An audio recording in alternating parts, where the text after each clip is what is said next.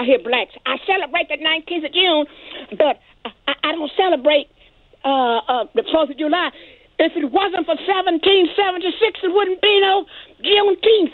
So stop being stupid.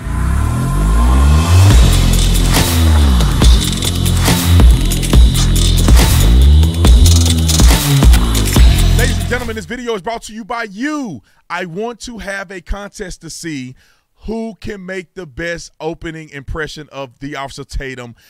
Like and subscribe to the channel. That whole thing that I do.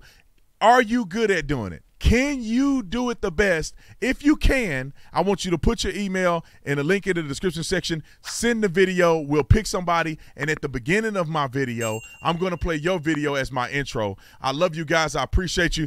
Let's get into this. All of the ailments of our society are rooted in personal responsibility. When you lack personal responsibility, then we can't work with you. You're not going to be successful. Even the thug amongst us that do well, they don't tell you that they changed and that they are holding themselves accountable, and then they just rapping to y'all about thugging. Rick Ross. Have you seen Rick Ross's house? Rick Ross is on an estate. He don't live in a house. He lives on an estate. I think that house is like, his estate is acreage. His house is probably like 20,000 square feet. He rapping to you about thugging and all this other stuff. Sometimes he do have some positive things to say when he's in interviews. But man, he talking all that, I'm selling dope, doing all this other stuff, and he living in probably got armed security around his house.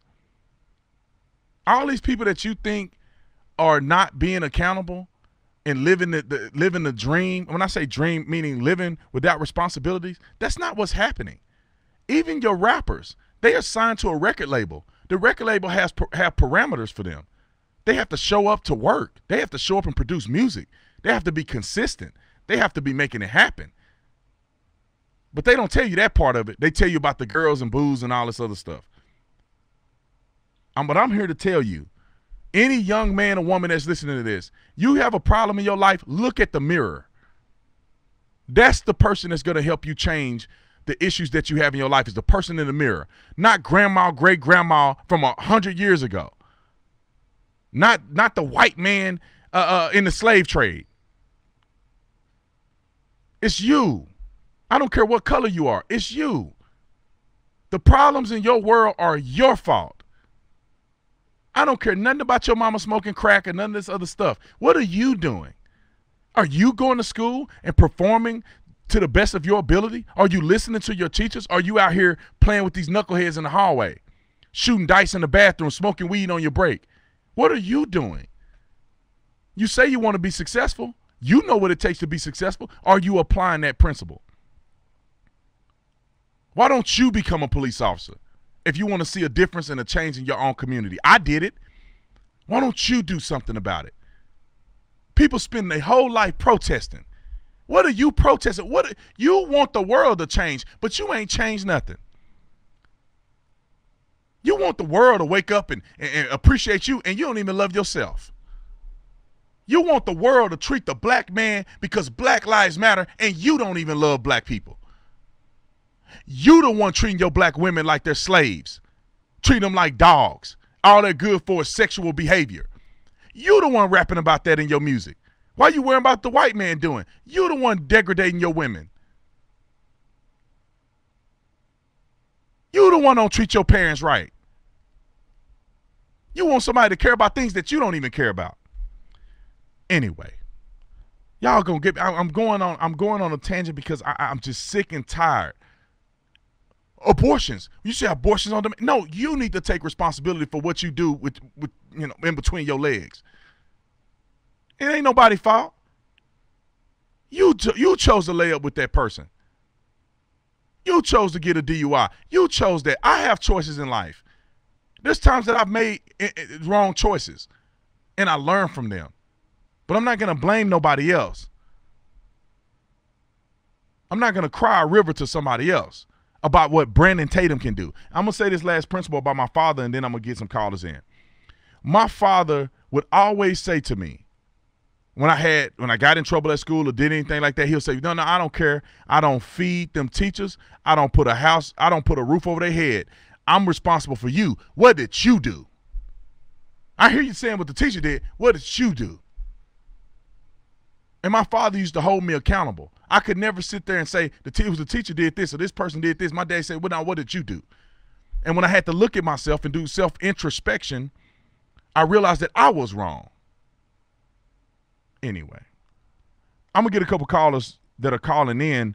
844-900-7243, 844-900-7243. Joyce from Houston, Texas. Welcome to the Officer Tatum Show. Thank you. I don't know if you remember.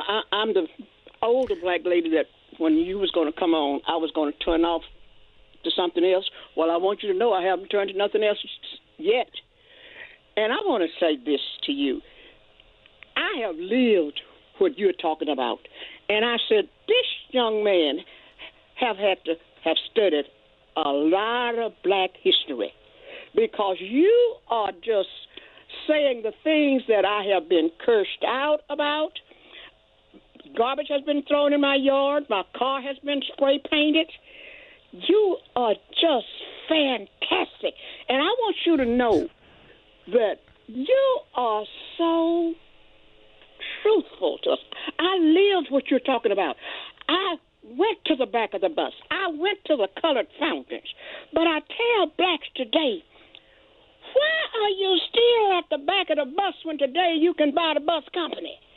I get tired of hearing that the white man is holding us down. And let me tell you, I get so tired of the policemen they're just out looking for a black to shoot.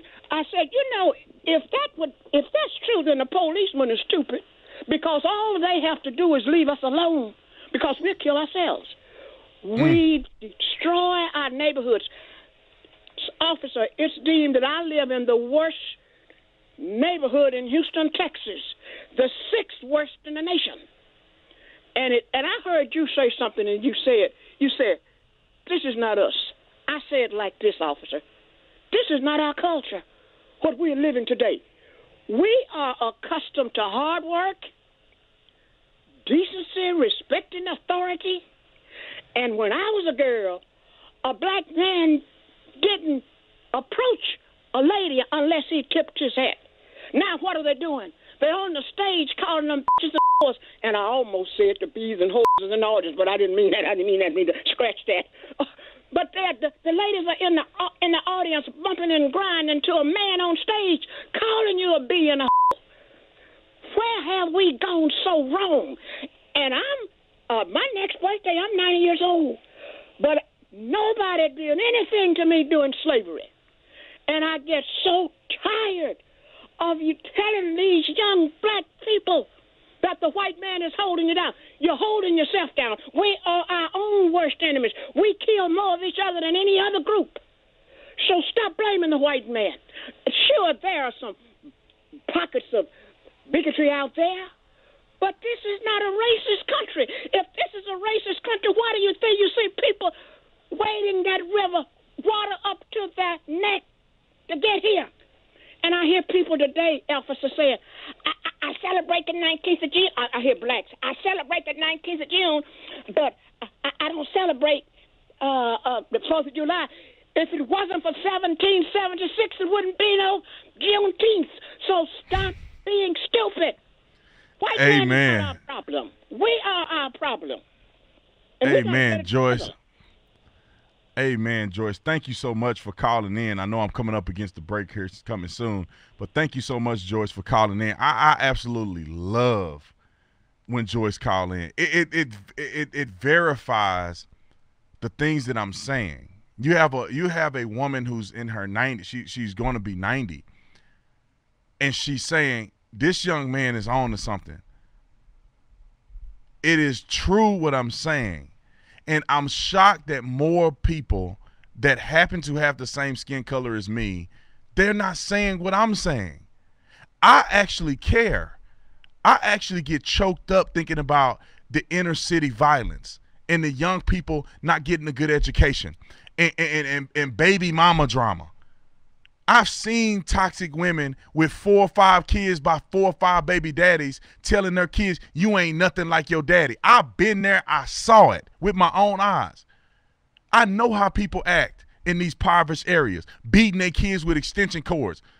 My family members used to beat their kids. My mama and them we used to get a belt. They used to get extension cords, wire hangers, whatever they can get their hands on, and beat their kids with it. I know what these young people are going through. And I try to explain that so we can move forward in a more equitable way. But for some reason, people don't want to keep it real. But I'm going to keep it real with you.